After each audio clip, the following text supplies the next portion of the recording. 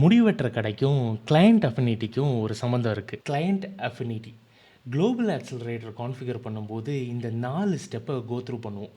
அதில் செகண்ட் ஸ்டெப்பில் இந்த கிளையண்ட் அஃபினிட்டிங்கிறத கவனிச்சிருப்போம். அதை இந்த வீடியோவில் டீப்பராக அண்டர்ஸ்டாண்ட் பண்ணிக்கலாம். அதை விட முக்கியம் முதல்ல என்ன ஃபாலோ பண்ணுறது, குளோபல் ஆக்சிலரேட்டரை எப்படி கான்ஃபிகர் பண்ணுறதுங்கிறத ஸ்டெப் பை ஸ்டெப் என்னோடய ப்ராட்காஸ்ட் சேனலில் போஸ்ட் பண்ணுவேன். போய் செக் அவுட் பண்ணி பாருங்கள். கிளையண்ட் அஃபினிட்டியை புரிஞ்சுக்கிறதுக்கு முன்னாடி குளோபல் ஆக்சிலரேட்டர் எப்படி ஒர்க் ஆகுதுங்கிறத புரிஞ்சுக்கலாம்.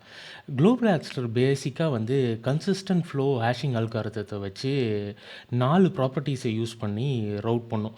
பேசிக்காக என்ன பண்ணுன்னா, லைக் கிளையண்ட்டை க்ளோசஸ்ட் எண்ட் பாயிண்ட்டுக்கு சென்ட் பண்ணும். ஃபார் எக்ஸாம்பிள், இந்தியாவில் ஒரு யூசர் இருக்காருன்னா 2 சர்வர்ஸ் இருக்குது. லைக் சிங்கப்பூரில் ஒன்று இருக்குது, யூஎஸில் ஒன்று இருக்குது.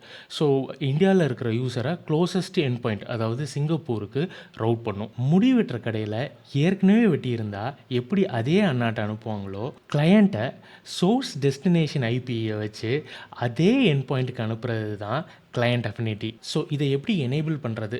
பை டிஃபால்ட்டு கிளையண்ட் அஃபினிட்டி நன்னில் தான் இருக்கும். இதை நம்ம சோர்ஸ் ஐபின்னு செட் பண்ணும்போது கிளையண்ட் அஃபினிட்டி ஆட்டோமேட்டிக்காக எனேபிள் ஆகிடும். இந்த மாதிரி ஒவ்வொரு கான்ஃபிகரேஷன்ஸையும் புரிஞ்சுக்கிறதுக்க என்னோடய கிளாஸஸை செக் அவுட் பண்ணி பாருங்கள். கண்டிப்பாக ஹெல்ப்ஃபுல்லாக இருக்கும்.